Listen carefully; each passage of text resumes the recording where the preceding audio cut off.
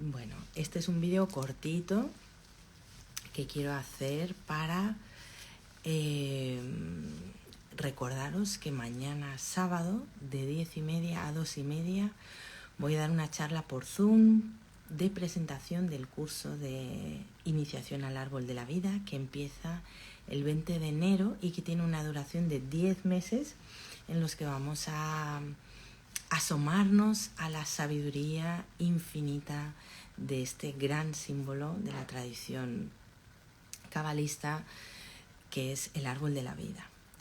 Mañana haré una breve presentación del árbol destacando sus elementos más importantes, los 3 pilares, las 10 esferas, los 22 senderos, algunas de las correspondencias planetarias, etc.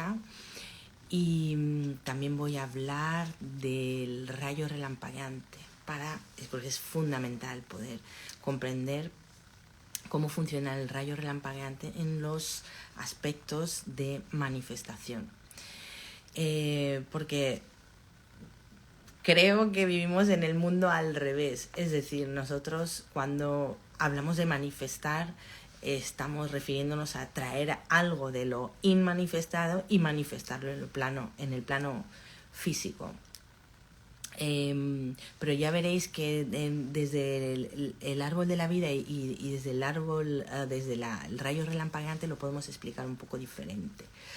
Entonces lo que quiero hacer hoy es introducir un poquito este aspecto del árbol del rayo relampagueante, porque mañana vamos a hacer una meditación que está basada en eso. Vamos a hacer una meditación en la que vamos a ascender una intención, un propósito, algún aspecto de nuestra personalidad o de nuestro carácter. Vamos a ascender por el árbol de la vida, parándonos en cada una de las esferas, haciéndonos una serie de preguntas que van a refinar ese propósito, y una vez que lleguemos a la esfera de Keter, arriba del todo del árbol de la vida, vamos a descender. Así que lo que vamos a hacer es refinar ese propósito para que pueda manifestarse en este plano, trayendo toda la luz de Keter y de más allá, y de los planos inmanifestados. Así que simplemente quiero hacer este vídeo de hoy para hablar de este aspecto del árbol de la vida en relación a la manifestación, puesto que se habla muchísimo de manifestación y sinceramente, si no tenemos claro cuál es el origen de la realidad que está en el mundo interno y no en lo externo, no podemos tampoco comprender bien de qué se trata manifestar. Así que lo que voy a hacer hoy es leer unos apuntes de mi amigo y profesor, de mi maestro Eduardo Madirolas, puesto que el curso que vamos a dar, que empieza en enero, está basado en uno de los libros de Eduardo, que se llama Senderos en el Jardín de la Conciencia. Es un libro básicamente meditativo, en el que se hacen meditaciones para hacer un recorrido a lo largo del árbol de la vida, desde Malhut a Keter. O sea, vamos a hacer un recorrido en ascenso por el árbol de la vida a lo largo de 10 meses. Esto que voy a leer ahora está, creo que en el libro del Camino Iniciático del Árbol de la Vida de Eduardo, y también está en su curso básico de Kabbalah, que es gratuito y que lo podéis conseguir en su página web, lacabaladelaluz.com. Así que lo voy a leer. Si mientras lo estoy leyendo o hago alguna explicación surge alguna duda, la podéis escribir y la respondo al final. Y en cualquier caso, al final voy a explicar un poquito lo que acabo de leer, por si queda alguna duda, pero vamos, que está, para mí creo que está clarísimo de lo que está hablando aquí. Así que utilizando el esquema del rayo relampagueante. ¿Por qué es rayo relampagueante? Porque la energía baja de lo inmanifestado, de la luz infinita y de planos que nosotros llamamos como vacío o nada, que no son tales, sino que es un plano de vida y de existencia omniabarcante e infinito. Entonces la naturaleza de la luz es darse, entregarse. En esa entrega entra por las esferas superiores del árbol de la vida, que son 3, forman una tríada, Keter, Jogma y Binah, que funcionan como una unidad. Sin embargo, cada una tiene, como cada una de las 10 esferas del árbol de la vida, cada una tiene sus características.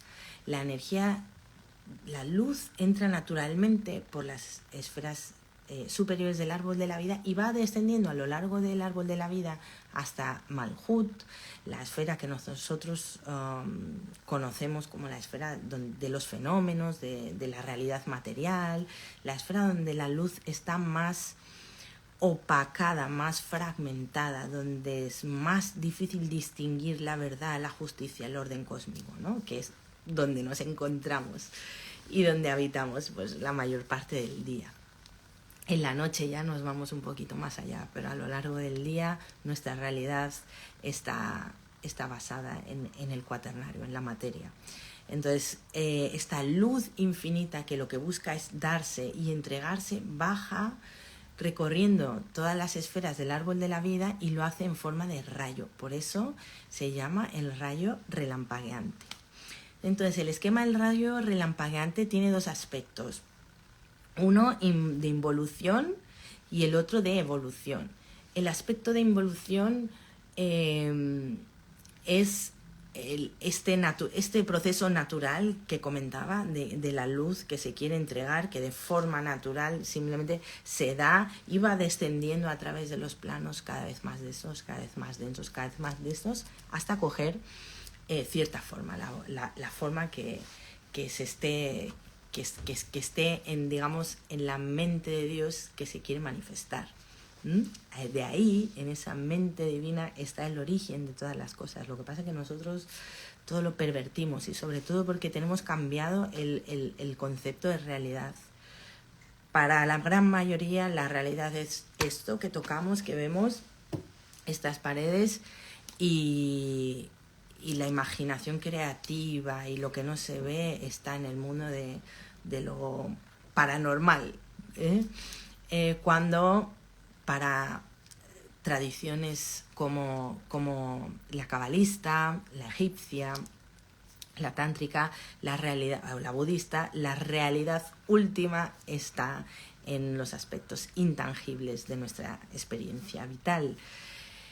La realidad es intangible, se encuentra en la dimensión interior de la existencia, y lo que nosotros vemos fuera es nada más que un reflejo de esa realidad que se encuentra, como decía, en nuestra interioridad, que podemos experimentar en nuestra interioridad. Aquí la pregunta sería: ¿el mundo está dentro de mí o yo estoy en el mundo? ¿Yo estoy en el mundo o el mundo está dentro de mí? Esa sería como un poquito la pregunta para jugar con este concepto de qué es la realidad, en el que no vamos a profundizar hoy porque me metería en un jardín en el que hoy no me quiero meter. Solo quiero hablar por encima del rayo relampagueante para destacar un aspecto del rayo relampagueante que es muy muy importante, que es la necesidad que tenemos, que tienen muchas personas, de iluminarse, de encontrar la plenitud, la liberación, sin pasar, sin querer experimentar por por el dolor, por ejemplo, ¿no? Entonces hacemos muchas cosas, gastamos mucha energía, invertimos muchísima energía en no sufrir, en no vivir el dolor. Entonces, bueno, podemos hacer la típica distinción entre dolor y sufrimiento.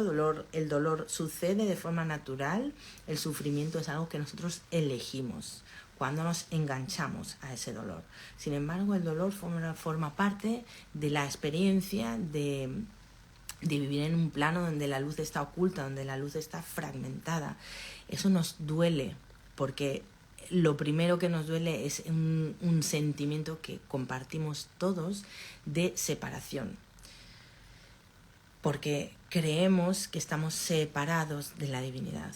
Entonces el retornar, hacer el camino de retorno y volvernos a dar cuenta de que nunca estuvimos separados es todo ese proceso que llamamos evolutivo desde la parte más baja del árbol, desde el nadir, que ahora lo voy a leer con las palabras de Eduardo, ahora estoy hablando con mis palabras, volver desde el nadir, la parte más, el punto que está más abajo del árbol, volver a ascender por todas las esferas hasta volver a unificar nuestra conciencia con la luz, ¿no? Incluso algunos practicantes de distintas tradiciones, como la budista o la taoísta, han llegado a niveles tan elevados de alquimia interior que han podido trascender el cuerpo físico sin pasar por el proceso que nosotros llamamos muerte. Así que se puede elevar y sutilizar nuestro cuerpo físico sin tener que pasar por el proceso que nosotros conocemos como muerte y putrefacción, etcétera. Pero bueno, la verdad que la mayoría de la humanidad estamos todavía lejísimos de poder conseguir eso. Así que vamos a empezar por el principio, que es ¿dónde estamos? ¿Qué es esta realidad? Es una realidad en la que la luz está oculta, está fragmentada, en la que todos absolutamente tenemos un sentimiento de estar separados. Hemos perdido el sentimiento de pertenencia. La realidad se nos llena de deseos, de esta cultura del despojo, del quitarle a otros para tener nosotros más, y ahí nos hemos distraído de lo que importa, que es saber quiénes somos y conocernos más, traer la luz o revelar la luz que está oculta en esta realidad, y de esa forma contribuir a la gran obra en la que estamos todos a la vez. No desde ahora, sino ya llevamos aquí muchos siglos, puesto que este proceso de evolutivo por el árbol de la vida puede llevarnos una vida o puede llevarnos más de una vida, más de una encarnación. Vale, voy a leerlo en palabras de Eduardo y luego si hay alguna pregunta, mientras tanto la podéis hacer por aquí, y si hay algo que aclarar, lo aclaro al final, ¿vale? Bueno, pues empiezo. El esquema general del rayo relampagueante tiene dos aspectos, como decía. Uno es el de involución, que es el descenso por el árbol de la vida, que es, por ejemplo, desde que nuestra alma está en los planos de la luz infinita unida con la totalidad, cuando se inicia todo el proceso de encarnación. Entonces, en ese sentido, cuando estamos hablando de involución, estamos hablando de que vamos a capas más densas. No es que nos volvemos tontos, no, es que simplemente vamos bajando nuestra densidad hasta llegar a tener huesos, carne y piel y presentarnos en este cuerpo físico. Entonces, esta es la parte de la involución, que es el descenso por el árbol, por los planos de la realidad, desde el más exaltado en el Ein Sof, que es el infinito, en el que el individuo va adquiriendo cualidades, características, se va dotando de las cosas que necesita para realizar esa tarea personal que nosotros llamamos el tikkun. El tikkun es la palabra, creo que la traducción literal es rectificación, y es una especie de realización de nuestro karma y nuestro dharma, nuestro destino. Y la evolución es el camino ascendente, siguiendo el rayo relampagueante a la inversa. Esta parte es más complicada, claro, porque no es tan lineal como lo he descrito hasta ahora. No es la natural, como la luz que se quiere dar y va descendiendo de forma natural, sino que el ascenso requiere de nuestra participación consciente. Requiere atención, requiere observación y requiere que desarrollemos distintos aspectos de nuestra existencia. que desarrollemos una mente, la armonicemos con la mente divina, que desarrollemos nuestros instintos, nuestras emociones, que puedan ser realmente un buen alimento para quienes comparten su vida con nosotros y para quienes vendrán después. Así que, claro, el camino evolutivo lleva un trabajito, ¿no? Tiene que contar con nuestra presencia, con nuestra observación y nuestra atención y nuestro trabajo interior. Hay un sentido de la entropía que invertir, es decir, hay que transformar esta realidad fragmentada donde la luz está velada. Y esto trae innumerables subidas y bajadas, posibles reencarnaciones, etc. Y en la evolución, en el descenso, hay un momento fundamental que se produce al llegar al punto más bajo del árbol de Malhut, en donde está el nadir. Para volver a ascender plenamente hay que rodear el nadir y no se puede evadir. Intentar ascender por el camino involutivo es evasión. No se puede volver por el sendero de ida, por el camino de la regresión, por las fases prepersonales de la conciencia. No. Es necesario ascender por el camino de la evolución de la conciencia personal a la transpersonal, y para eso hay que rodear el nadir. ¿Qué es el nadir? Nadir es el punto donde se llega al máximo de materialidad, donde se llega al máximo de densidad. Posiblemente entonces nos choquemos frontalmente con muchas cosas de la vida. Y ahí es donde está el juego, ¿no? El famoso juego de la oca, o como se conoce en India, el lila, el juego de la vida. Rodear el nadir puede ser una experiencia muy desesperante, porque la vida no es como nos la imaginábamos, porque no hay ideales, porque no triunfa la verdad, ni la justicia, todo está regido por intereses económicos, por la codicia insaciable que ha sido el motor de la historia y de la sociedad hasta ahora. ¿Qué es lo que estamos haciendo nosotros aquí? En fin, es desafiante este camino evolutivo. Sin embargo, no estamos solos. Hay un montón de mapas, de conciencia, y hay un montón de tradiciones espirituales que han desarrollado estos mapas de conciencia con herramientas, recursos, meditaciones y prácticas, donde el practicante puede interiorizar ciertos estados de conciencia que le van a ayudar a acceder, o que van a servir para acceder a distintos planos de la realidad, a distintas dimensiones de las que no nos hablan en la escuela y que sin embargo se encuentran, en las que sin embargo se encuentra el origen de la existencia, el origen de nuestra existencia y quiénes somos. Así que cuando nos encontramos con esta dificultad y entra la desesperación, podemos entonces buscar mecanismos de evasión, incluso intentar ascender por el árbol, por el sendero involutivo, buscando en la espiritualidad una manera de no confrontar las realidades de nuestra vida. Y esto está súper a la orden del día. O sea, usar la espiritualidad como evasión de la realidad y del conflicto está a la orden del día. Así que observemos cómo enfrentamos el día a día, cómo enfrentamos las dificultades, cómo enfrentamos el fracaso, la decepción, la frustración, las expectativas, etc. Dónde nos refugiamos y por dónde intentamos salir de ahí. ¿Intentamos hacerlo saliendo por la tangente o realmente nos quedamos ahí y utilizando la observación, la atención y la atención objetiva lo usamos para transmutar, para transformarnos y evolucionar? Bueno, cada quien que se conteste a sí mismo. Sigo leyendo. Desde el punto de vista de la verdadera espiritualidad, evadirse en la propia espiritualidad no puede funcionar. A lo más que vamos a llegar es al sueño de la conciencia iluminada, no a la conciencia en sí. cuando estamos en el sueño de la conciencia iluminada, seguimos estando en la ilusión. O sea, creemos que estamos iluminados, pero no lo estamos. Estamos reflejando esa realidad que está en aspectos más internos todavía de la realidad, ¿no? De la experiencia.